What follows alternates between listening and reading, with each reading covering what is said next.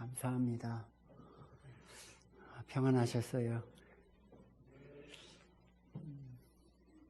코로나 이후에 한 4년째가 만 4년 만에 한국에 들어왔는데요. 그동안에 어떤 일들이 교회 안에 있었는지 잘 모릅니다. 나와 계신 분들 다 무탈하셔서 얼굴 뵙게 돼서 감사합니다. 사목사님 또 교회 섬겨서 이제까지 오게 해주시고 또 저와 같이 주후원 교회입니다. 성화교회가. 그래서 저는 또 마음에 이렇게 중심에 있는데 성도님들은 어떻게 생각하시는지 모르겠어요. 제가 2013년에 파송교회가 없어져서 지금까지 목사님께서 기도하시면서 물질로나 여러분들과 같이 저를 돕고 섬기는 것에 대해서 너무나 감사하고 주께 영광을 돌려드립니다. 코로나 시대에 너무나 어려운 일들이 많았겠지만 저는 이제 거기도 태국도 여기나 거의 상황은 마찬가지예요. 산속에도 다 코로나의 바람이 지나가고 있습니다. 그러나 그쪽은 여기보다 좀 덜하게 모이는 인원이 감소되거나 늘어난 건 없어요. 100명이면 100명 그대로 다 나옵니다. 마스크 쓰는 것도 저도 마스크 저기 잠깐 썼지만 거의 처음부터 없었어요. 걸릴 사람은 걸리고 또 그냥 또 견딜 사람은 견디고 그렇게 지나가고 있는 중입니다. 진실로 감사하고요. 제가 이 본문의 말씀을 잠깐 같이 곁들여서 선교지 상황과 좀 말씀을 드리려고 그래요. 아마 바울 사도께서 복음을 전한 환경들을 우리가 사도행전에 가보시면 잘 기록이 되어 있습니다. 거기 1차, 2차, 3차, 4차까지 갔다 그렇게 나와 있어요. 빌립보 교회에는 2차 전도 여행 중에 아마 진행된 상황들인 것 같습니다. 바울 일행은 이제 복음을 전하면서 그들을 돕는 자들을 찾는 것도 한편으로는 있었을 거라 그렇게 생각이 되어져요. 빌립보서를 읽어보면 전체적으로 다 그런 내용이 들어 있습니다. 그날도 이제 복음을 전하기 위해서 우물가에 있는 여인들에게 다가갔습니다. 그리고 복음을 전하였더니 루디아라고 하는 여인이 예수 그리스도를 주로 영접하게 되었죠. 그리고는 이제 그 일행을 그 집에 모셔서 그곳에서 복음 전도 활동하는 그 모든 과정을 다 수발들게 되는 이런 것들이 나옵니다. 그러면서 마케도냐 지방의 그 첫 성으로서 빌립보 지방에서 이제 복음이 전파되기 시작하고 그 주변의 마을들까지 증거되는 것을 봅니다. 예수님 당시에도 예수님만 계신 게 아니고 그 예수님 일행들이 지나다닐 때 주변에 많은 사람들이 따라다녔습니다. 예수님이 복음을 전하는 곳마다 많은 무리들이 몰려왔지만은 그들 중에 대부분은 예수님의 사역에 동참하는 사람들이었습니다. 먹을 것과 입을 것과 잠자리를 제공했을 것이라 생각이 되어져요. 오늘날과 같으면 자동차도 필요했을 것이고 비행기도 필요했을 것이고 여행을 갈 때 물질도 함께 드려졌을 거라고 생각이 됩니다. 그 많은 사람들이 예수님 주변에서 복음을 전하는데 한 무리가 되어서 같이 진행되어졌죠. 그래서 복음이 그 주변에 증거되기도 하고 예수님은 십자가에 못 박혔지만 그 제자들을 통해서 이제 서반으로 갔고 그 복음은 온 땅에까지 이르게 된 것입니다. 그 복음이 증거되면서 교회 안에 여러 일들도 또 일어났죠. 오늘 빌립보 교회에서 일어난 그 어떤 일들입니다. 정확하게는 잘 모르겠어요. 하지만 그 빌립보 교회 안에 있는 처음에 전했던 그 복음에 대한 그 감사와 기쁨에 대한 열정들은 많이 사라졌다라고 생각이 되어져요. 그래서 바울 사도께서 너희들 안에 있는 그 기쁨을 좀 가져라. 그런 얘기들을 하고 있는 것이죠. 그 기쁨을 빼앗아간 요인이 무엇일지 어쩌면 코로나일 것 같기도 해요. 그때 당시 코로나가 있었는지 없었는지 모르지만요. 또 유력한 어떤 능력이 있는 사람들 간의 어떤 갈등이었을 수도 있겠고요. 교회 안에서 누가 높냐 하느냐 그런 것들이 또 있어요. 고린도 교회 안에 있었던 그런 많은 또 예수님 파니, 바울 파니, 게바 파니 이런 논쟁들도 있었을 수도 있겠고요. 당시에 예수님이 오기 전부터 유대교라고 하는 그 심한 또 여호와의 종교라고 하는 그런 것들이 모체가 되어서 유대인들은 편안하게 고대 근동에 다 있었습니다. 그들이 시나고그라고 하는 그런 회당을 지어서 거기서 이제 안식일에 또 두루마리를 펴서 말씀을 강론하기도 하고 기도도 하고 그랬습니다. 그래서 어디든 유대인들이 그 복음 전하기 전에 그런 상황들을 전개하고 있었죠. 이후에 이제 바울과 그 일행들이 예수 그리스도의 복음을 가지고 들어감으로 이제 유대교와 같은 그런 그 아주 그 강력한 그 세력들이 복음 전하는데 반대 세력으로 들어왔습니다. 이미 복음을 전하는 그때에도 유대교는 베이직으로 그렇게 깔려 있었어요. 사람들의 마음속에. 그래서 복음이 진정으로 우리 마음속에 평화를 주고 은혜를 주고 사랑을 주고 기쁨을 주는 그런 것이었지만은 그 전에 있던 그 종교적인 것들이 그 냄새가 아직 새로 온 그것이 진짜인데도 불구하고 받아들이지 못하는 그런 것들이 있지 않았나 그런 생각들을 하는 것이죠. 그래서 그 빌립보 교회 안에 있는 그 단체죠. 저희 같으면 공동체, 지금 이 성화교회에 앉아 계시는 이 공동체 안에 있는 그 아름다운 그 모습을 조금씩 그 귀를 통해서 그 눈을 통해서 입술을 통해서 행실을 통해서 갉아먹는 거죠. 내 안에 있는 충만한 예수 그리스도의 그 사랑을 갉아먹는 그 어떤 것이 그 교회 안에 있었던 것 같아요. 잘 몰라요. 근데 여기 오늘 읽어드린 그 말씀 속에서 2절에 내가 유오디아를 권하고 순두개를 권하노니 주 안에서 같은 마음을 품으라. 모르겠어요. 유오디아가 어떤 분인지 순두개가 어떤 분인지 정확하게 설명하지 않습니다. 그러나 이분들의 마음을 합하라고 하는 것을 볼 때 적어도 아마 이 두 분이 교회의 어떤 그 기쁨을 갉아먹는 요소가 되지 않았을까라는 그런 생각을 하는 것이죠. 바울 사도는 이미 이 빌립보서 1장부터 2장, 3장, 4장을 다 읽어보면은 그 갉아먹는 기쁨을 빼앗아 가는 어떤 것들에 대해서 초월하고 뛰어넘는 이야기를 합니다. 첫 번째로 예를 들죠. 예수 그리스도에 대해서. 2장 5절 6절에 보면 그는 근본 하나님의 본체이셨으나 하나님과 동등됨을 여길 것으로 생각지 아니하고 오히려 자기를 비어 종의 형체를 가졌다. 그러니까 빌립보 교회 안에 있는 어떤 그것을 볼 때는 좀 더 높아지려고 하는 어떤 세력들이 있지 않았나 그런 것들이 저는 생각이 되어져요. 물질적이든 권세든 세상적인 어떤 배움이든 여러 가지 요인들이 있겠지만은 그런 것들이 교회 안에 있어서 바울은 첫 번째 모델, 예수님마저도 자기가 하나님이시지만은 인간의 몸을 이 땅에 입고 오셔서 오히려 십자가에 못 박혀 돌아가셨지 않느냐. 그만하면 됐지. 그보다 더한 어떤 모델이 세상에 어디 더 있느냐. 예수님을 보면서 우리가 신앙하고 있는데 예수 이름으로 구원받아서 그분마저도 그렇게 됐는데 너희 안에 그 기쁨을 갉아먹는 요소가 무엇이냐. 그것을 좀 내려놓아라 이렇게 요구하는 것 같아요. 그러므로 그 예수를 하나님께서 높여서 지극히 높은 곳에 앉히셨지만은 모든 무릎이 다 예수의 그 발 앞에 꿇게 만들었다. 그 모델이신 그 예수를 본받자. 그것을 첫 번째로 내놓죠.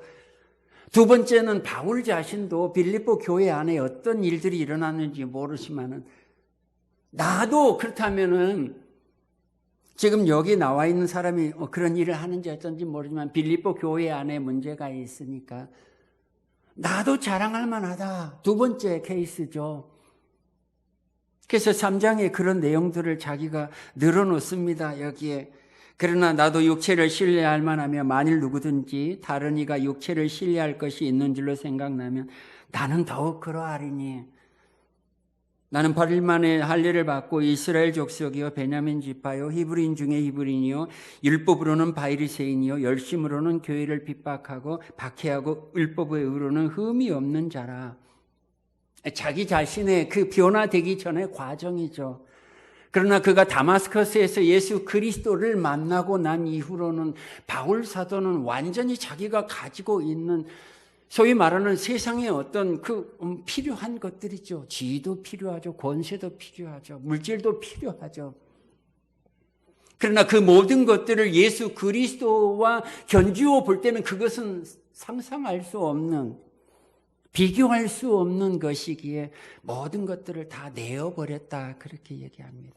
그러므로 빌립보 교회에 있는 성도 여러분 안에 있는 기쁨을 갉아먹는 그것을 다 어떻게 하실까요?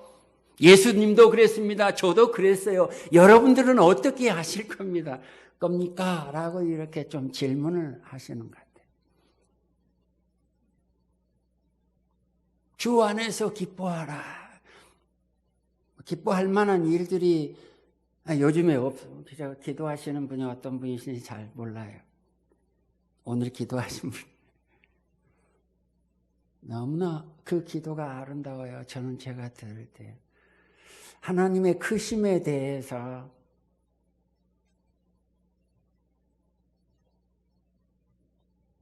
하나님의 시각을 언젠가 말씀을 드렸을지 모르겠어요.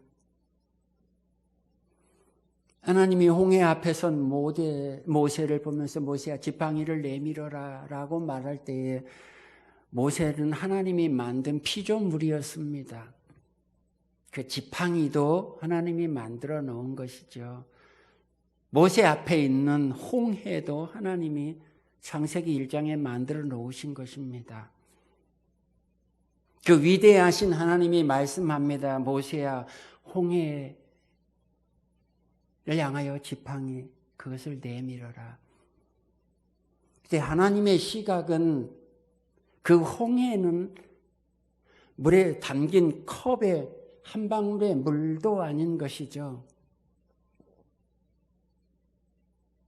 하나님의 크기를, 하나님의 그 영광스러운 모습을 우리가 생각한다고 할 적에 하나님의 크기는 얼마나 크실까?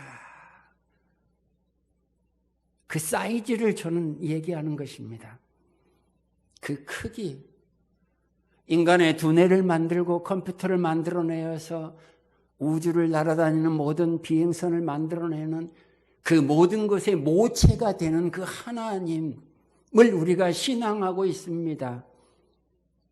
그 어떤 것보다도 뛰어나 계시면서 위에 계시면서 우리를 지켜보시는 그 하나님을 섬기고 있는 저희들이, 빌립보 교인들이 어떤 이유로 기쁨을 빼앗아 저버릴 수가 있을까요? 그 하나님을 생각할 때는 기쁨밖에 없는데 기쁨이 떠나는 이유는 하나님과 잠깐 타협하면서 내 것을 주장하는 어떤 것들이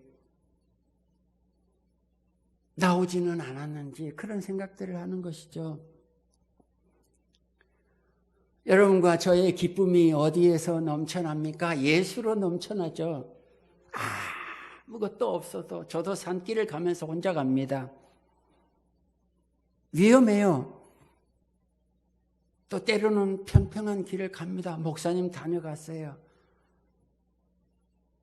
혼자 갈 때 조금 많은 생각들이 들죠. 귀에 들려오는 이야기입니다. 전도사들의 이야기예요. 혹시라도 무슨 일이 벌어지지 않을까? 사고가 나면 대처를 어떻게 할까? 인터넷이 안 되는 곳. 그때 어려움 당하면 어떻게 해결할까? 119를 부를까? 거기는 119가 아니죠. 911입니다. 또. 내 안에 들려오는 이야기들로, 남들의 이야기로 내 마음속에서 태국말로 꾸원짜이라 그래요. 꾸원이라는 말은 쥐었다, 휘졌다는 거예요. 국 끓일 때 아니면 죽을 쓸 때 이렇게 젓는 걸 꾸원이라고 그래요. 거기다 짜이를 붙여. 짜이는 마음이에요. 꾸원 짜이 그러면 마음을 휘젓는 거예요. 누군가의 이야기가 내 귀에 들려서 내 마음이 그냥 막 뒤틀리는 거죠. 상대의 얼굴을 보니 너무 그래요. 나를 보니 초라해요. 물질도 보니 많아요. 난 너무 적네요.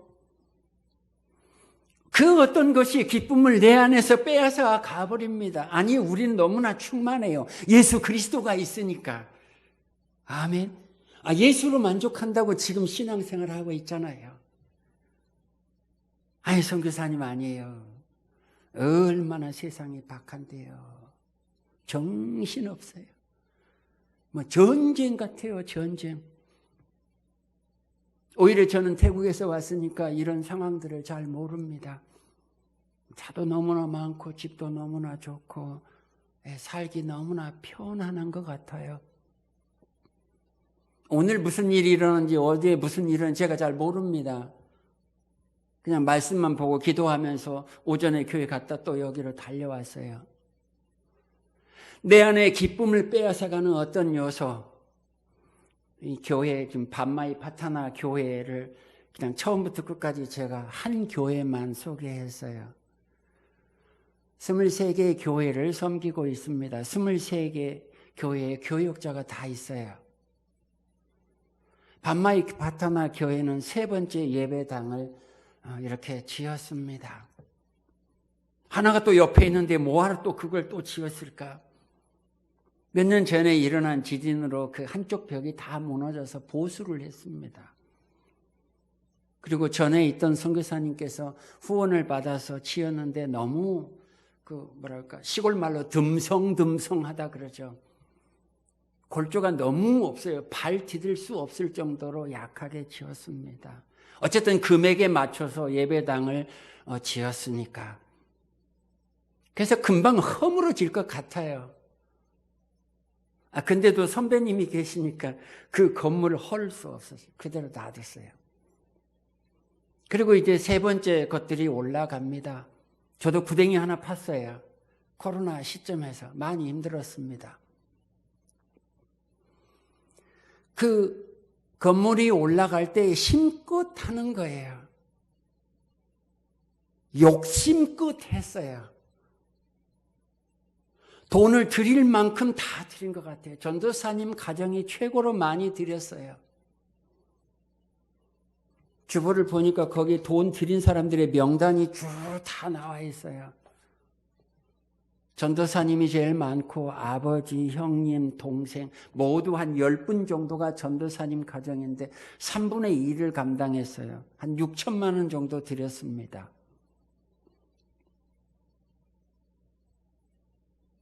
(6천만 원을 3분의 2면 한 4천만 원이죠. 전도사님이 다 했어요.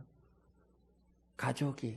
그리고 나머지 뜨락군이라고 그래서 이제 그 뜨락군 하면은 이제 가문이죠. 태국말로는 뜨락군이라고 그러는데 그 가문의 이름을 잃어버리고 싶지 않은 거예요. 산지옥들이 전부 그렇게 친족 공동체, 가족 공동체로 돼 있거든요. 미얀마에서 넘어와 가지고 이제 태국과 국경 그 모두 사이에 있습니다. 저 교회도 한 1600m가 거의 가까운 곳인데요. 낮은 곳이 아니에요. 거기에 트랙터를 싣고 트랙터가 올라와서 저렇게 작업을 한 것입니다. 다 드렸는데 열심히 다 해서 제 옷도 지금 그날 받은 겁니다. 네.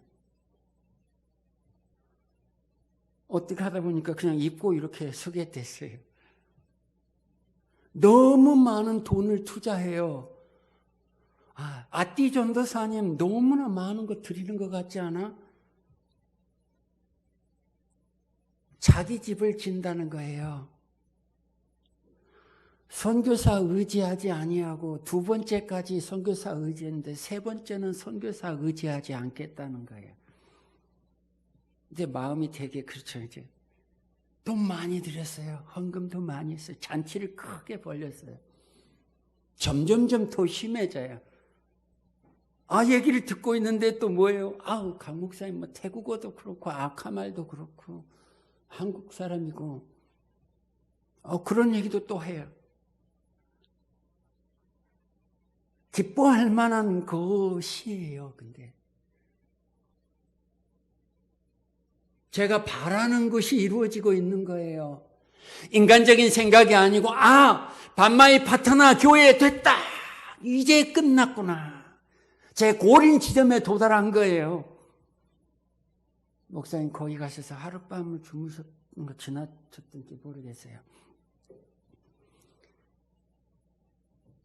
제가 바라고 원하는 그것, 스스로 일어나서 선교사를 무시하는 것은 아니지만 완전히 선교사의 손길이 더 이상 원치 않는 그런 상태.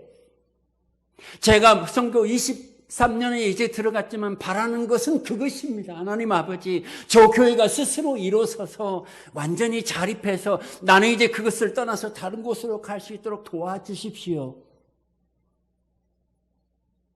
제 안에서 마음이 생각이 전도사 옆에서 이야기하는데 그것이 하나님 감사합니다. 감사하면서 내가 더 기뻐합니다. 주여. 나를 무시해도 괜찮아. 아니 짓밟아도 괜찮아. 너희들만 살 수 있다면 난 그것으로 족한다. 선교지에서 느끼는 그 마음입니다. 기뻐할 수 있습니까? 감사보다도 더 어떤 기쁨이라고 하는 것은 뭔가 제정신이 아닌 듯한, 기뻐 뛰는다고 말할 때는 내가 어떤 것을 붙잡고 있는 그 정도가 아니에요. 그냥 하나님 아버지 주님뿐입니다 라고 하면서 그 모든 것들은 다 주께 맡겨버리고 내가 다윗이 그 법궤가 들어올 때 뛰어놀았던 그런 상황과 같은, 오늘날 한국 상황을 잘 모르지만은 그 기쁨과 그 감사와 내가 처음에 예수 그리스도를 영접했을 때의 그 기쁨이,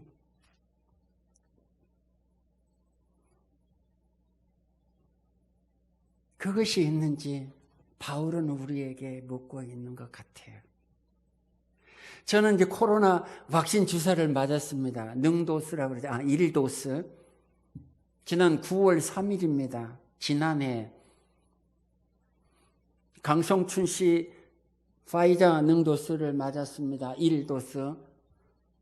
자, 그리고 그 복창하세요. 1도스를 맞았습니다. 저쪽 태국 사람이 말하고 제가 이렇게 한번 말하고. 그리고 이제 맞았다는 증서를 영문으로 된 것을 받아가는 거죠. 그리고 가서 의자에 30분 동안 기다리십시오. 상태를 봐야 되니까. 맞고 일어서서 그 증서를 가지고 받아서 의자에 앉은까지는 기억이 나요. 1시간 후에 깨어났더니 저희 주변에 의사들과 간호사들과 삑삑거리는 소리와 함께 정신을 잃었습니다. 그 원인은 몰라요. 그냥 그 약 맞고 그랬으니까요. 그리고 차를 몰고 치앙마이에서 3시간을 어떻게 하든지 살아서 갔습니다. 아내는 이제 그 아나팔렉시스라고 해서 그 벌 알러지가 있어서 입 주변에 또 이렇게 막 나기 시작해요. 조금만 심했으면 아마 집사람이 좀 더 위험했겠죠. 기도가 막히는 상황이니까. 저는 이제 그때 와가지고 집에 와서 이제 살았다 하고 가만히 누워 있었어요. 어쨌든 정신은 오락가락 하는데 한 3일째 되는 날부터 이제 그때부터 본격적으로 시작이 돼서 목사님 괜찮으셨어요? 화이장하고. 예, 보통은 다 괜찮았던 것 같아요. 제가 알기로 296명 정도가 같이 주사를 맞았습니다. 모두 다 외국인이에요. 저 한 사람만 쓰러진 거예요. 그래서 3일째 되는 날부터 이제 호흡이 안 됩니다. 죽겠어요. 완전히 그냥 호흡이 멈췄어요. 거의 심장이 안 뛰는 거예요. 그래서 살려만 달라고 그렇게 이제 집에서 방법이 없어요. 3개월 동안 그게 지속돼요. 일어났다 하면 쓰러지고 일어났다 하면 쓰러지고 계속 그런 거예요. 호흡이 안 되니까 죽겠어요. 무슨 폐가 이상해서 그게 아니고 심장이 멈추는 거예요. 저는. 그래서 인터넷을 뒤져서 막 이제 한국말로 된 것만 찾아보는 거죠. 그러니까 많은 그 리플들이 달려 있어요. 어떤 의사님을 만났는데 거기 보니까 똑같은 증세가 있어요. 같은 사람의 증세가. 그분이 거기다 그렇게 토를 달았는데 2번 맞으면 죽습니다.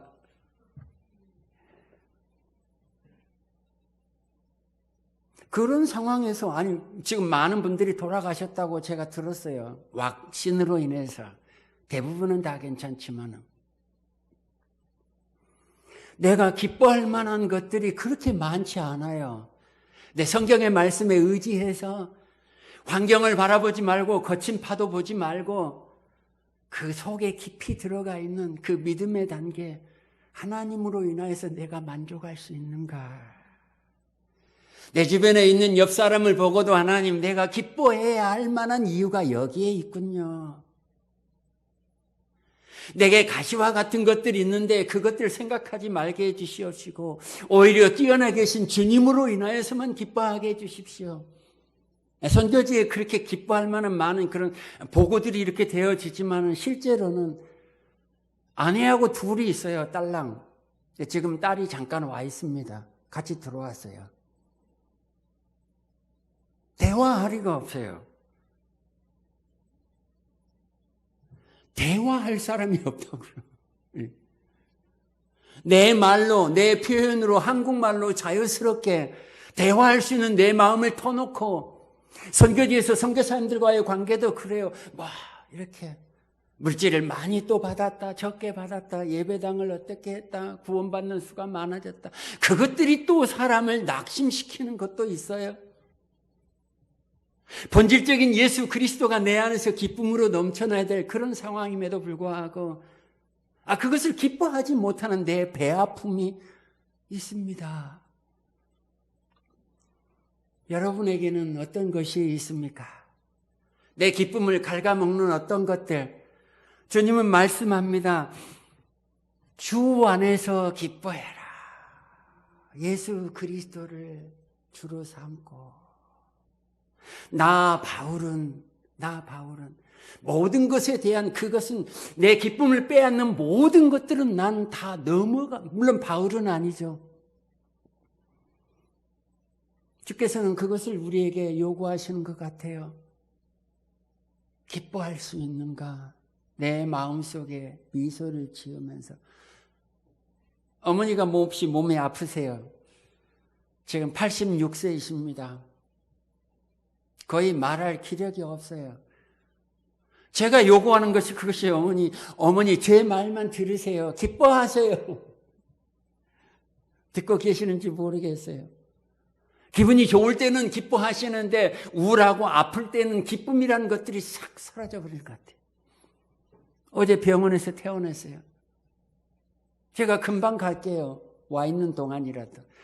어머니 기뻐하십시오. 초창기 때 예수 믿어가지고 그 섬에서 구혜란이라고 하는 전도사님이 오셔서 복음을 전해주었는데 처음 예수 믿었을 때 죽기 살기로 덤벼들었죠. 어머니는. 아버지가 핍박할 때에도 죽기 살기로 여호와 나의 하나님, 예수 나의 기쁨만 외쳐댔습니다. 그 어머니가 연세가 드니까 이제 기쁨에 대한 것들이 물론 있죠. 기쁨이. 그래도 환경에 이렇게 왔다 갔다 하세요. 우리 안에 어떤 일들이 있든지 간에 기뻐했으면 좋겠고요. 저는 선교지에서 또 이렇게 있지만은 목사님과 여러분들 생각할 때 다 떠오르지는 않아요. 서 목사님께서 어떻게 하고 계실까? 제가 인터넷은 봅니다, 목사님. 설교 들어가서 봐요. 네. 그 클릭 조회수 중에 제 것도 하나 올라 있습니다.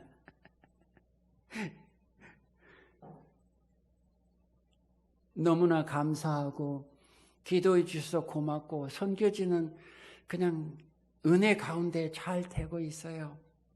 감사한 것은 이제 빠상낭언이라고 하는 마을에도 복음이 이제 들어가고 있는 중이고요. 빠상수대시라는 그런 마을에도 한국어로 번역 안 해도 그냥 아주 차이덴이라고 그랬어요. 국경이라는 그런 마을입니다. 국경의 마을들이 이름이 정해진 거예요.